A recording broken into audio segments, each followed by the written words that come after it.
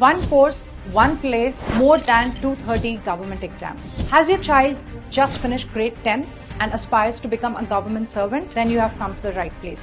We, Veranda IAS, has come in collaboration with Tapasya College of Commerce and Management and brought to you an exclusive program, Integrated Civil Services Program. In order to make sure that your kid lands with a government job, we provide on-campus expert-led classes integrated with the regular academics, extensively researched books, AI-powered performance analysis since the day one, experiential learning through post-scholastic elements such as museum visits, internships to the government offices, and visits to historical and political places in Delhi, Agra, or any other such locations across India. Exam-oriented skills to achieve mastery for mains answer writing and making sure that they finish the exam on time, mock interview preparation, enhancing the personality development, mentorship support for exam awareness. Are you ready to make your child take this path to mastery to achieve a government job? Then for further details, please click on the website link given below. Register your details and our team will contact you. Thank you. Hello students, welcome to Veranda's Telugu channel. So ఇవాళ మనం daily current అఫైర్స్లో important sources cover చేస్తూ ఈ యొక్క daily current affairs సిరీస్ని మనం start చేయబోతున్నాం. So దీంట్లో source వచ్చేసరికి the Hindu, the Indian express and government sources వచ్చేసి పిఐబి కానీ, న్యూస్ ఆన్ ఎయిర్ కానీ, డిడి న్యూస్ కానీ. సో ఇట్లా కంప్లీట్గా గవర్నమెంట్ సోర్సెస్ నుంచి మనం ఒక నీట్గా కంపైలేషన్తో ఈ యొక్క సిరీస్ అనేది స్టార్ట్ అవబోతుంది. సో దీంట్లో భాగంగా ఇవాళ మనం డిస్కస్ చేయబోతున్న టాపిక్స్ వచ్చేసరికి India and New Zealand FTA, new districts in Ladakh, prototype fast breeder reactor, Chabahar port sanctions, data harmonization summit, India Austria outcomes, carbon negative roads and anti defection law. So ఇవన్నీ ఈ యొక్క టాపిక్స్ అన్నీ నిన్నటిది అంటే 27th April 2026లో ఇంపార్టెంట్ టాపిక్స్గా మనం observe చేసాం. So దానిలో భాగంగా first topic వచ్చేసరికి ఇండియా అండ్ న్యూజిలాండ్ ఎఫ్టీఏ అంటే ఫ్రీ ట్రేడ్ అగ్రిమెంట్ అంటే ఒక కంట్రీ ఇంకో కంట్రీతో చేసే ఎకనామిక్ ట్రేడ్ ప్రాక్టీసెస్ ఎట్లా ఉండబోతున్నాయి అని అంటే ఫ్రీ ట్రేడ్గా ఉండబోతున్నాయి. అంటే ఆంక్షలు అనేవి చాలా తక్కువగా ఉంటాయి, కండిషన్స్ అనేవి చాలా తక్కువగా ఉంటాయి. సో ఫ్రీ అనేది పదాన్ని ఆంక్షలు తక్కువగా ఉండడం ద్వారా మనం అబ్జర్వ్ చేయొచ్చు. India New Zealand ink free trade agreement to Boost టూ-వే commerce అంటే మనం ఒక కంట్రీతో మామూలుగా ఒక కంట్రీకి ఎక్కువ అడ్వాంటేజ్గా కాకుండా టూ కంట్రీస్కి కామన్ అడ్వాంటేజ్ ఉండేటట్టుగా ఈ యొక్క ఫ్రీ ట్రేడ్ అగ్రిమెంట్ అనేది సైన్ చేయడం జరిగింది. This was formalized on April 27, 2026, targeting doubling of the bilateral commerce. Doubling అంటే ఉన్న యొక్క trade relations. For suppose India న్యూజిలాండ్తో 100 crores ట్రాన్సాక్షన్ చేస్తుంది, న్యూజిలాండ్ ఇండియాతో 150 crores ట్రేడ్ చేస్తుంది. సో టోటల్గా ఎంత 250 crores. ఈ 250 crores డబులింగ్ అంటే 500 crores. సో రెండింటికి అడ్వాంటేజెస్గా ఉండేటట్టుగా డబులింగ్ చేసేది మన యొక్క agenda. Provides unprecedenting 100% duty free access అంటే ఎట్లాంటి కస్టమ్స్ డ్యూటీ కానీ ఎట్లాంటి ట్యాక్సెస్ వేయకోకుండా అవతల కంట్రీకి మన యొక్క గూడ్స్ లేకపోతే మన గూడ్స్ వేరే వాళ్ళ గూడ్స్ మన కంట్రీలోకి 100% duty free access are providing Indian exports to New Zealand. Secures a $20 billion investment. So ఈ యొక్క ఫ్రీ ట్రేడ్ అగ్రిమెంట్ ద్వారా it's not only exchange of goods మాత్రమే ఎక్స్చేంజ్ కాకుండా ఇన్వెస్ట్మెంట్ కూడా మనం అబ్జర్వ్ చేయొచ్చు. ఎంత ఇన్వెస్ట్మెంట్? $20 billion investment. ఎన్ని ఇయర్స్ లోపల వస్తుంది సార్ అంటే 15 years. And crucial for and ఈ యొక్క టాపిక్ అనేది GS2 ఇంటర్నేషనల్ రిలేషన్స్లో as well as GS3 economy export and promotion అంటే బ్యాలెన్స్ ఆఫ్ పేమెంట్స్ కానీ, current account deficit, capital account deficit as well as investments కానీ మనం ఈ యొక్క టాపిక్లో ఇంపార్టెంట్ సబ్ టాపిక్స్గా ఎగ్జామ్ ఓరియంటెడ్లో మనం అబ్జర్వ్ చేయొచ్చు. సో దీని ఒక సిగ్నిఫికెన్స్ ఏంటి సార్ అంటే traffic tariff concessions and asymmetry. New Zealand commitment ఇప్పుడు ఫర్ సపోజ్ ఒక కంట్రీ మన కంట్రీతో ఫ్రీ ట్రేడ్ అగ్రిమెంట్ జరుపుతున్నప్పుడు టూ కంట్రీస్ కొన్ని కమిట్మెంట్స్ ఇచ్చుకుంటాయి. న్యూజిలాండ్ కమిట్మెంట్ ఏంటంటే immediate 100% duty elimination for Indian exports as well as beneficiary sectors. దీనివల్ల బెనిఫిట్ మన యొక్క ఇండియన్ సెక్టార్స్ ఏమేమి బెనిఫిట్ అవుతున్నాయి అంటే textiles, plastics, leather, footwear, engineering. మనం ఒకటి అబ్జర్వ్ చేయాల్సింది ఏంటంటే ఇవన్నీ కూడా టెక్స్టైల్స్ కానీ, ఫుట్వేర్ కానీ, లెదర్ కానీ ఇవన్నీ కూడా high employment generating sectors. So మనకి ఎంప్లాయ్మెంట్కి కూడా ఇది ఒక బూస్టింగ్గా మనం అబ్జర్వ్ చేయొచ్చు. Next India commitment. మన యొక్క ఇండియా కమిట్మెంట్ ఏంటంటే ఫేస్డ్ ఓపెనింగ్ ఆఫ్ 70% లైన్స్. అంటే మనం వెంటనే మన యొక్క మార్కెట్ ఓపెన్ చేయట్లేదు, ఇమీడియట్గా 70% ఓపెన్ చేసి మిగతా స్లోగా మనం ఓపెన్ చేస్తాం. టైం లైన్ ఏంటంటే 30% ఇమీడియట్గా ఓపెన్ చేసి 35.6% 3 to 10 yearsలో మనం ఓపెన్ చేస్తాం. Protection of sensitive sectors. So for suppose New Zealand కానీ ఆస్ట్రేలియాలో కానీ డైరీ ప్రొడక్ట్స్కి ఈజీగా తయారవుతాయి. ఫర్ సపోజ్ మన దగ్గర లీటర్ వచ్చేసరికి 85 రూపీస్ ఉంటే వాళ్ళు జస్ట్ 45 రూపీస్లోనే వాళ్ళు they can produce some kind of milk products. కానీ so we need to protect our farmers. ఇప్పుడు 45 రూపీస్కి నీకు ఒక మామూలుగా 1 లీటర్ మిల్క్ వస్తున్నాయి అని అంటే సో ఆటోమేటిక్గా మన Indian farmers are most affected. So దాన్ని కంట్రోల్ చేయడానికి డైరీ అనేది ఎక్స్క్లూజివ్ లిస్ట్. సో ఏమైతే మనం కమిట్మెంట్స్ ఇస్తామో దాంట్లో డైరీ లేదు, యాజ్ వెల్ యాజ్ అగ్రికల్చర్ లేదు. Because 55% people still depends on the agriculture. Mobility and services. So free trade అగ్రిమెంట్లో మనం ఇప్పటివరకు ఏం చూసాం? ట్రేడ్ చూసాం, యాజ్ వెల్ యాజ్ ఇన్వెస్ట్మెంట్ చూసాం, and as well as we can also observe that visa mode. అంటే people are moving. Globalisation వరల్డ్లో సర్వీసెసే కాదండి సర్వీసెస్ కూడా మూవ్ అవుతాయి. సర్వీసెస్ అంటే మనం చేసే జాబ్స్ కానీ ఎట్సెట్రా థింగ్స్. ప్రొఫెషన్స్ ఎట్లాంటి వాటిలో అంటే ఐటీ, హెల్త్ కేర్, స్టెమ్ అంటే science and technology, engineering and maths, Ayush, yoga and Indian chefs. వీళ్ళ యొక్క వర్కింగ్ హాలిడే కానీ వీళ్ళ యొక్క కన్సెషన్స్ కానీ ఏంటంటే 1000 visas annually for young Indians. So ఈ యొక్క సెక్టార్స్లో 1000 వీసాస్ని వీళ్ళు యాక్సెప్ట్ చేస్తారని చెప్పి సమరీ ఏంటంటే the agreement balances unprecedented market access for Indian industrial exports with a strict defensive posture ఎట్లా అంటే from the exclusion list and sensitive agriculture and dairy lines. So ఇట్లాంటి similar agreements మనం వేరే కంట్రీస్తో చేసామా సార్ అంటే we also did. Free trade agreement with New Zealand 2026, 100% duty free access, 70% phase for New Zealand. Mode 4 services and protectionism. ECTA 2022తో ECTA అని agreement చేసాం. ఎవరితో చేసాం? ఆస్ట్రేలియాతో చేసాం. Duty free access to 96% of Indian exports.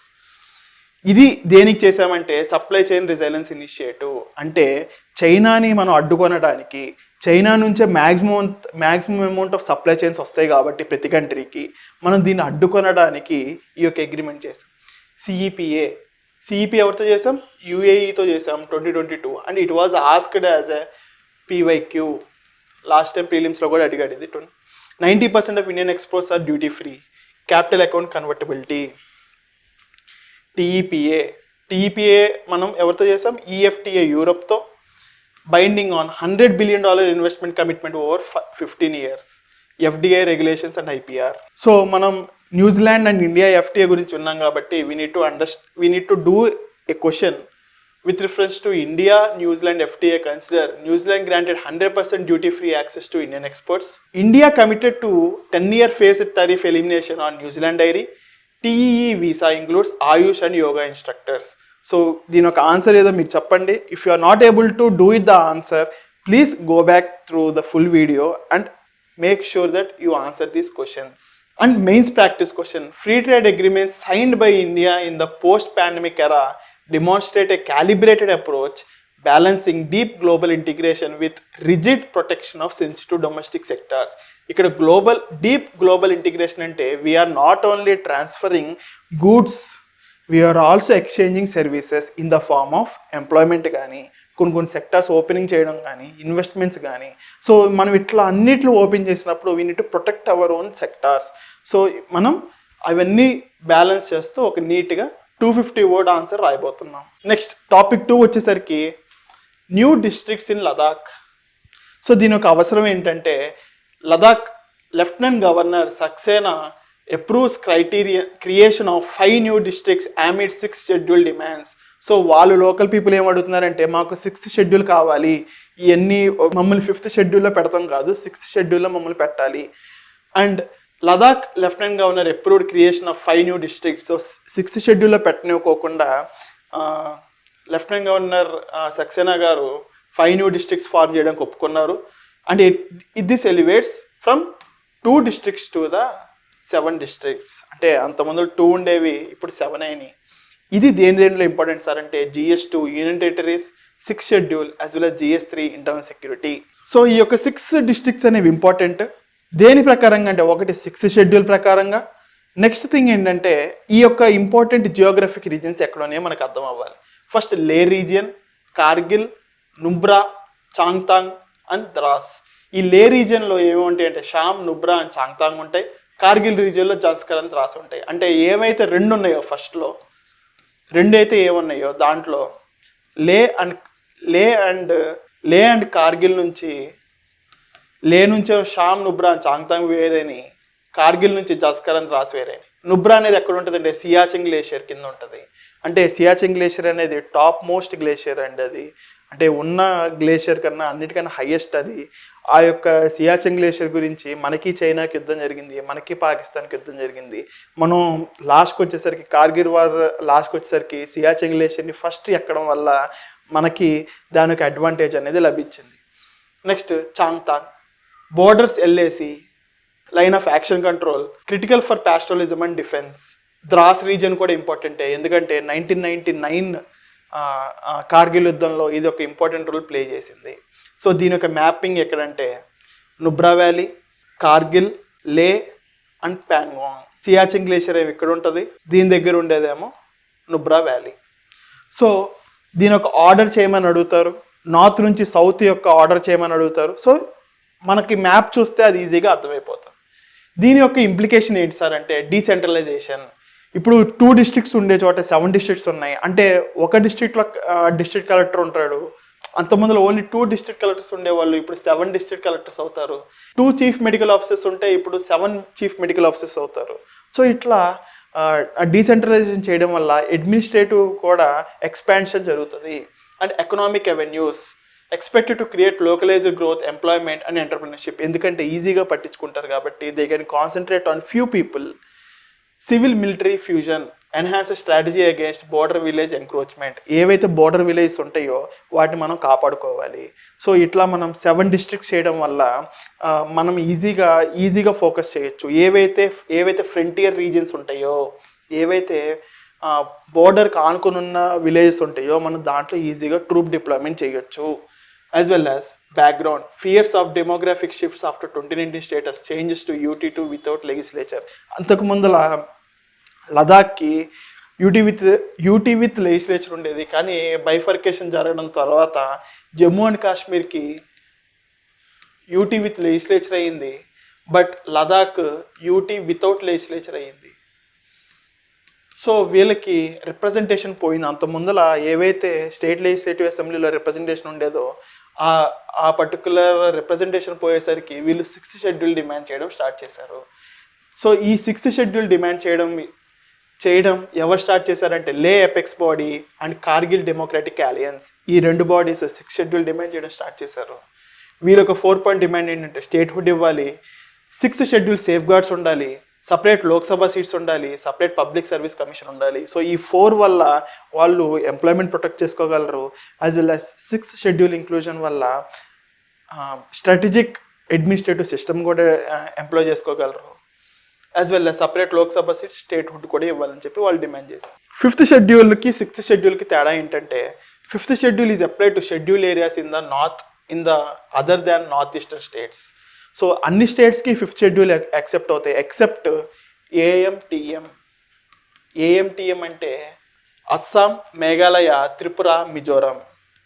వీటి యొక్క గవర్నెన్స్ ఎలా ఉంటుంది అంటే ట్రైబ్స్ అడ్వైజరీ కౌన్సిల్ ఉంటుంది. Tribes advisory council holds advisory powers only. ఇక్కడికి వచ్చేసరికి అడ్మినిస్ట్రేటివ్ డిస్ట్రిక్ట్ కౌన్సిల్స్ ఉంటాయి. Administrative district councils legislative and judicial powers కూడా ఉంటాయి. సో అడ్వైజరీ పవర్సే కాదు, లెజిస్లేటివ్ అండ్ జ్యుడిషియల్ పవర్స్ ఉంటాయి. Rejected by Ladakh leaders as insufficient for preserving identity. So అక్కడ ఉన్న ట్రైబ్స్కి వాళ్ళకి ఐడెంటిటీ సరిగ్గా ప్రిజర్వ్ అవ్వట్లేదని చెప్పి వాళ్ళు సెంట్రల్ గవర్నమెంట్ 5th షెడ్యూల్లో మిమ్మల్ని ఇంక్లూడ్ చేద్దామని అన్నా కూడా వాళ్ళు దానికి ఒప్పుకోలేదు. They demanded only 6th schedule. So we need to do an MCQ. Consider the newly created districts in Ladakh. First one was Changthang, Nubra and Dras.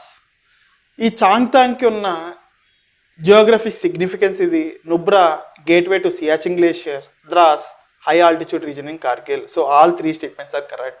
Mains question వచ్చేసరికి administrative decentralisation through the creation of new districts is a necessary but perhaps insufficient step to address the democratic deficit in A union territory without a legislature. Topic 3 వచ్చేసరికి prototype fast breeder reactor. ఈ prototype fast breeder reactor అంటే ఏంటంటే, so ఇదొక మనకి ఒక mile stone అండి. ఎందుకంటే India nears elite nuclear mile stone with a PFBR achieving criticality మనం అచీవ్ చేసాం ప్రోటోటైప్ ఫాస్ట్ బీడర్ రియాక్టర్లో. సో ఈ క్రిటికాలిటీ అంటే ఏంటంటే మనం చూద్దాం. 500 megawatt electric power prototype fast breeder reactor at Kalpakkam achieved first criticality. అంటే మనం పెట్టే ఫ్యూయల్ కంటే మనకి అవుట్పుట్ వచ్చే ఫ్యూయల్ ఎక్కువ, సో జనరేట్ చేసే కెపాసిటీ ఎక్కువ. ఫర్ సపోజ్ మనం ఒక 100 రూపీస్ పిల్లవాడికి ఇచ్చామనుకోండి, మనకు 200 వస్తుంటే మనం క్రిటికాలిటీ రీచ్ అయినట్టు, ఆర్ 101 రూపీస్ వచ్చినా కూడా మనం క్రిటికాలిటీ రీచ్ అయినట్టు. సో సేమ్ ఇలానే ఇది న్యూక్లియర్ ప్లాంట్ అనుకుంటే మనం 100 జోల్స్ ఎనర్జీ ఇస్తే మనకి 101 జోల్స్ వచ్చినా, ఎక్స్ట్రా 1% వచ్చినా మనం క్రిటికాలిటీని రీచ్ అయినట్టే. So India is the second globally after Russia to operate a commercial fast breeder reactor. So ఈ ఫాస్ట్ అంటే ఏంటి, బ్రీడర్ అంటే ఏంటి, రియాక్టర్ అంటే ఏంటో ఒకటి చూద్దాం. Marks official initiation of stage 2 of India's 3 stage nuclear program. ఈ 3 స్టేజ్ న్యూక్లియర్ ప్రోగ్రామ్ యొక్క అవసరం ఏంటనేది కూడా మనం అబ్జర్వ్ చేద్దాం. So technical architecture of prototype fast breeder reactor. Physics ఏంటంటే ఫాస్ట్ అంటే ఫర్ సపోజ్ ఒక న్యూరాన్ 3 న్యూరాన్స్గా వస్తుంటే మోడరేటర్స్ వాడి 1 కట్ చేస్తాం, సో ఆటోమేటిక్గా 2 ఉంటాయి. సో ఈ 2 మళ్ళీ 3 అవుతుంటే 1 కట్ చేస్తాం. సో ఇది చేసే పని ఏంటంటే మోడరేటర్ అనేది ఒక న్యూరాన్ని కట్ చేస్తుంది. సో ఈ యొక్క ఫాస్ట్ అన్మోడరేటెడ్ న్యూట్రాన్స్ వల్ల to sustain fission and no moderator like heavy water. So దీన్ని కంట్రోల్ చేసేది ఎవరంటే heavy water. So pressurised heavy water రియాక్టర్లో ఏదైతే మనం హెవీ వాటర్ వాడతాం మోడరేటర్లో, మనం ప్రోటోటైప్ ఫాస్ట్ బ్రీడర్ రియాక్టర్లో మనం వాడడం. సో దీంట్లో ఫ్యూయల్ ఏంటి సార్ అంటే uranium and plutonium mixed oxide fuel. So uranium వాడతాం, ప్లూటోనియం వాడతాం. బ్రీడింగ్ అంటే produces more fissile material than it consumes. Fertile U-238 ఇది అటామిక్ వెయిట్ అండి. Uranium 238 blanket transmits to fissile plutonium 239. India has limited. ఎందుకంటే దీని యొక్క అవసరం ఏంటంటే మనకి యురేనియం అనేది చాలా తక్కువ కంపేర్ టు ఆస్ట్రేలియా. మనం ఏమైతే యురేనియం తీసుకుంటున్నామో అది మేజర్ నుంచి మనకు వచ్చేది ఆస్ట్రేలియా నుంచి. But we have massive thorium reserves. Thorium అనేది కూడా ఒక రేడియాక్టివ్ మెటీరియల్. థోరియం అనేది మనకి ఎక్కడి నుంచి దొరికిద్ది అంటే మోనోజైట్ శాండ్స్ నుంచి దొరికిద్ది. ఈ థోరియం నుంచే మనం స్టేజ్ 2 అనేది మనం అబ్జర్వ్ చేస్తాం.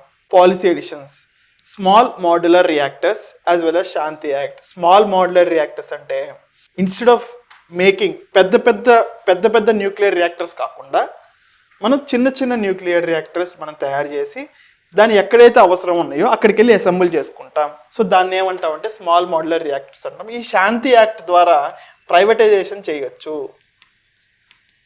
ప్రైవేటైజేషన్ కూడా జరుగుతుంది. సో ఫాస్ట్గా రీసెర్చ్ అండ్ డెవలప్మెంట్ జరుగుతుంది, ఫాస్ట్గా ఇన్వెస్ట్మెంట్స్ రావడం కూడా జరుగుతుంది. సో పాతగా ఉన్న ఇండియన్ న్యూక్లియర్ రియాక్టర్స్ ప్లేసెస్ ఏంటంటే నరోరా, రాజస్థాన్, కక్రాపర్, తారాపూర్, కైగా, కాల్పాకం, కుదంకులాం.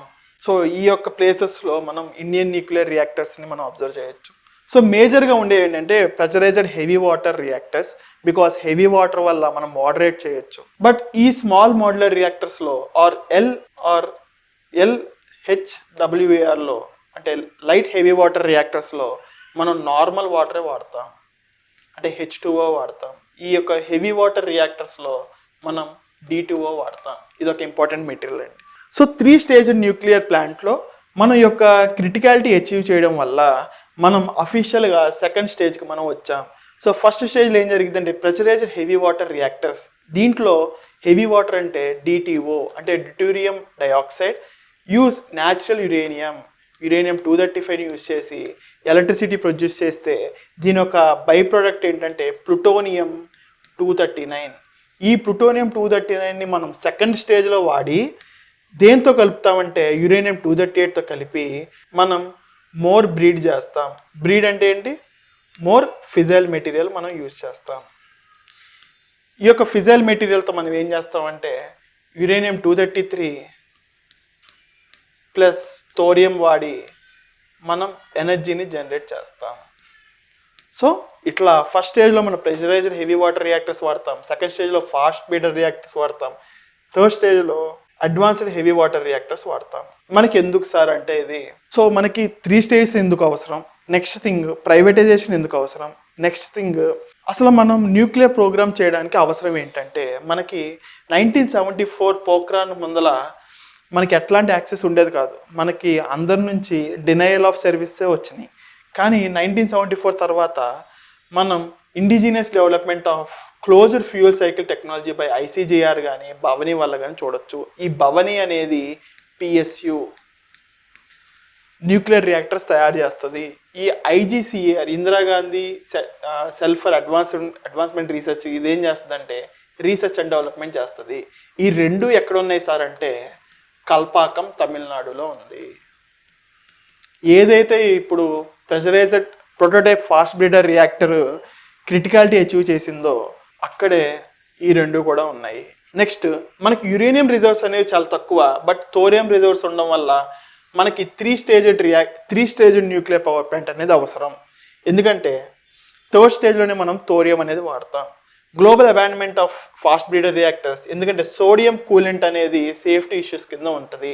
సో మనం ఈ ఫాస్ట్ బ్రీడర్ రియాక్టర్లో కూలెంట్గా సోడియం వాడతాం కాబట్టి దానివల్ల సేఫ్టీ ఇష్యూస్ అనేది చాలా ఎక్కువ ఉంటుంది. కాబట్టి మనం ఇండియా అండ్ రష్యాతో కొలాబరేట్ చేసి and even we achieve the criticality. ఎందుకంటే we need some kind of global power to have that research and development. And India COP26లో మనం ఏం చేసామంటే 2070 కమిట్మెంట్లో నెట్ జీరో బై 2070 అని చెప్పి మనం చెప్పాం. కాబట్టి we need FBRs drastically reduce nuclear waste volume and toxicity, enhancing energy mix sustainability. Regarding prototype fast breeder reactor at Kalpakam, first statement utilizes natural uranium directly. Second one, designed to generate more fissile material than it consumes, requires heavy water reactor as a moderator. First option is 1 and 3 only. Option B 2 only. Option C 2 and 3 only.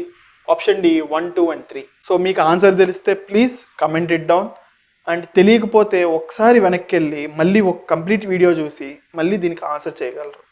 Mains practice question: the successful criticality of the prototype fast breeder reactor is the defining corner stone in India's quest for long term energy independence. Elaborate it on 250 words. So topic 4 వచ్చేసరికి Chabahar sanctions. So Chabahar అనేది ఒక port అండి. ఈ port ఎక్కడుందంటే ఇరాన్లో ఉంది. So మనం ఏవైతే డెవలప్మెంట్ చేస్తున్నామో ఇరాన్ పోర్ట్ని, అది శాంక్షన్స్ నుంచి బయటకు ఉంది. అంటే మనం US నుంచి పర్మిషన్ తీసుకున్నట్టు, లేకపోతే US మనం ఏదైతే డెవలప్మెంట్స్ చేస్తున్నామో ఇరాన్లో దానికి ఆంక్షలు విధించట్లేదు. అది కంప్లీట్గా ఎక్స్పైర్ అయిపోయింది. సో ఇప్పుడు నుంచి మనం ఏదైతే చాబహార్ పోర్ట్లో డెవలప్మెంట్ చేస్తామో అది శాంక్షన్స్ కింద వస్తుంది. సో ఇలా శాంక్షన్స్ అంటే ఏంటంటే US ఏవైతే ఎనిమీ స్టేట్స్ అని భావిస్తుందో అది దాంతో కంప్లీట్గా మనం ఎట్లాంటి ట్రేడ్ రిలేషన్స్ కానీ ఎట్లాంటి ఇన్వెస్ట్మెంట్స్ కానీ చేయకూడదు. బికాస్ అది మనం ఎప్పుడైతే చేస్తామో మనల్ని కూడా ఎనిమీ స్టేట్గా భావిస్తుంది. And we do not want to lose the united states of America. So US sanctions waiver allowing Indian to operate Shahid Beheshti terminal expired. ఈ షహీద్ బెహెష్తి టెర్మినల్లోనే మనం చాబహార్ పోర్ట్ కూడా ఉంటుంది. India winding down operations withdrawing personal to the protect entities. So మనం ఇట్లా ఏదైతే sanctions అనేవి start అవుతాయని తెలిసిందో మనం ఆ యొక్క టెర్మినల్ నుంచి బయటికి రావడం జరిగింది. సో దీని యొక్క ఇంప్లికేషన్స్ ఏంటంటే it jeopardises India's massive 620 million investment. మనం ఏదైతే ఇన్వెస్ట్మెంట్ చేసామో ఇప్పుడు వరకు అది యొక్క కంప్లీట్గా వేస్ట్ఫుల్ అయిపోతుంది. సో దీని యొక్క సిగ్నిఫికెన్స్ అండ్ ప్రొవిజన్స్ ఏంటంటే జియోగ్రఫీ. సో ఈ సిస్తాన్ బలూచిస్తాన్ ప్రొవిన్స్లోనే ఇది ఉంటుంది, షహేదీ బెహెష్తి టెర్మినల్ అనేది. And it బైపాసెస్ highly contested state of Hormuz. So మనం స్టేట్ ఆఫ్ హోర్ముజ్ నుంచి ఇది బయటకు ఉంటుంది, చోక్ పాయింట్. సో ఏదైతే మనం ఇన్వెస్ట్మెంట్స్ కానీ లేకపోతే ట్రేడ్ రిలేషన్స్ కానీ లేకపోతే ఒక చాబహార్ పోర్ట్ నుంచి మనం చేస్తున్నామో అది స్ట్రేట్ ఆఫ్ హోర్ముజ్ నుంచి బయటకు ఉంటుంది. కాబట్టి మనం ఈజీగా ఎక్స్పోర్ట్ చేసుకోవచ్చు. కానీ మనం ఇది క్లోజ్ చేయడం వల్ల మనం ఈజీగా ఎఫెక్ట్ అవుతాం. బికాస్ మన అందరికీ తెలుసు స్ట్రైట్ ఆఫ్ హార్మోస్ క్లోజ్ అవడం వల్లే మనకి ఎల్పిజి క్రైసిస్ అనేది స్టార్ట్ అయింది. India's investment focus strictly on the Shahid Beheshti terminal, INSTC network. INSTC అంటే international north south transport corridor, critical maritime to land mode for international north south transport corridor. ఈ యొక్క 7,200 కిలోమీటర్స్లో ఈ యొక్క complete passage ఉంటుంది.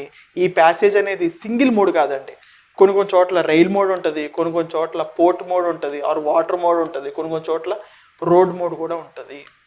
Reduces carriage cost by 30% and transit time by half compare to Suez canal. So Suez canal నుంచి వెళ్ళకోకుండా మనం ఈ యొక్క INSTC corridor వాడితే హాఫ్ టైం కంట్రోల్ చేయొచ్చు, యాజ్ వెల్ యాజ్ కాస్ట్ కూడా 30% తగ్గుతుంది.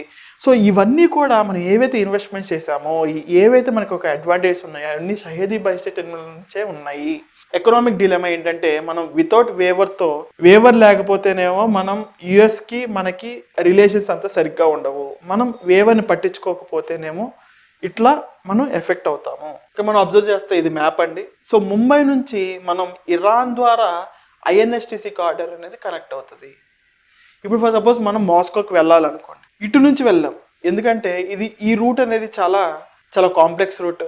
సో మనం ఏం వాడతామంటే సూయజ్ కెనాల్ రూట్ వాడతాం. ఈ సూయజ్ కెనాల్ నుంచే మనం వెళ్తాము. సో దీనికన్నా ఇది చాలా ఈజీ అండి, ఈ రూట్ చాలా easy.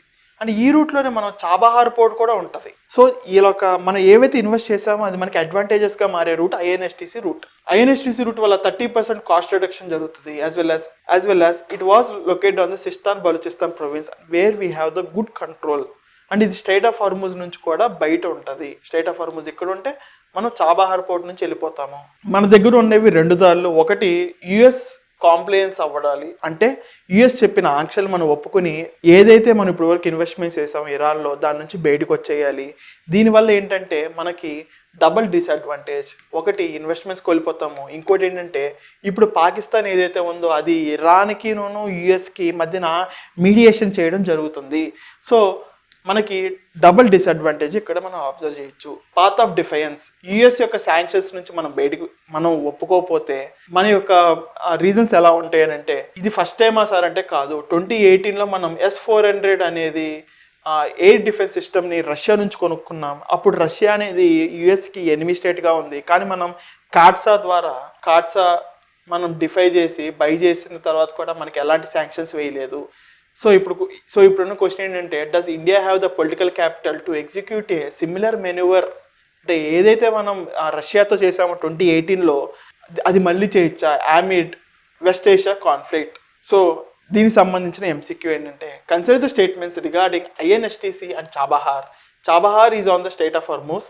First statement. Second statement, INSTC connects ocean to Europe via railway only. India's investment is in Shahid Beheshti terminal. India investment అనేది షాహీద్ బహిష్టీ టెర్మినల్లోనే ఉందా? ఫస్ట్ ఆప్షన్ వచ్చేసరికి 1 and 2 only, second option 3 only, option C 2 and 3 only, option D 1, 2 and 3 only. Mains practice question. The expiration of US sanctions waiver on Chabahar forces India to reconcile its bilateral strategic alignment with Washington against its vital continental interest in Eurasia. So ఈ యొక్క క్వశ్చన్కి answer మీరు 250 wordsలో రాయాలి and it cost you 20 marker. Fifth topic వచ్చేసరికి data harmonisation. Ministry of statistics and programme implementation ఈ యొక్క national సమ్మిట్ని కండక్ట్ చేసింది. ఏ సమ్మిట్ అంటే డేటా హార్మనైజేషన్ సమ్మిట్. ఇది దేనికంటే మన ఇండియాని రెడీగా తయారు చేయడానికి, shift from siloed departmental record to interoperable architectures. అంటే డిపార్ట్మెంట్ ఇండివిజువల్గా ఫంక్షన్ చేయడం కాకుండా ఇంటరాపరబుల్గా, అంటే ఒక యొక్క అడ్మినిస్ట్రేటివ్ సిస్టమ్ని ఇంకొక డిపార్ట్మెంట్ కూడా వాడుకునేటట్టుగా తయారు చేయబోతుంది. And it was highly relevance to the GS2 e-governance and GS3 implement use of IT and as well as AI. Significance and provisions ఏంటంటే, repurposing administrative data sets, data collected for regulatory as well as service delivery. MoSPI's goal ఏంటంటే track macro economic indicators and enhance real time policy. So ఏదైతే for suppose ఒక department ఇంకో department వేరువేరుగా పనిచేస్తుంటే దీంట్లో ఏవైతే indicators ఉంటాయో అది వేరే వాటిలో వాడుకోలేదు. సో ఇట్లా మనం కలిసి ఒక ఆర్కిటెక్చర్ డెవలప్ చేస్తుంటే దాంట్లో ఉన్న రికార్డ్ కీపింగ్ కానీ దాంట్లో ఉన్న డేటా కానీ వేరే డిపార్ట్మెంట్ వాడుకోవడం వల్ల ఫాస్ట్ ఇండికేటర్స్ అనేవి డెవలప్ అవ్వచ్చు. As well as eradicating silos. So individual department కాకుండా కంప్లీట్గా ఒక యూనిఫైడ్ సిస్టమ్ని మనం ఇక్కడ అబ్జర్వ్ చేయొచ్చు. Building blocks for AI readiness.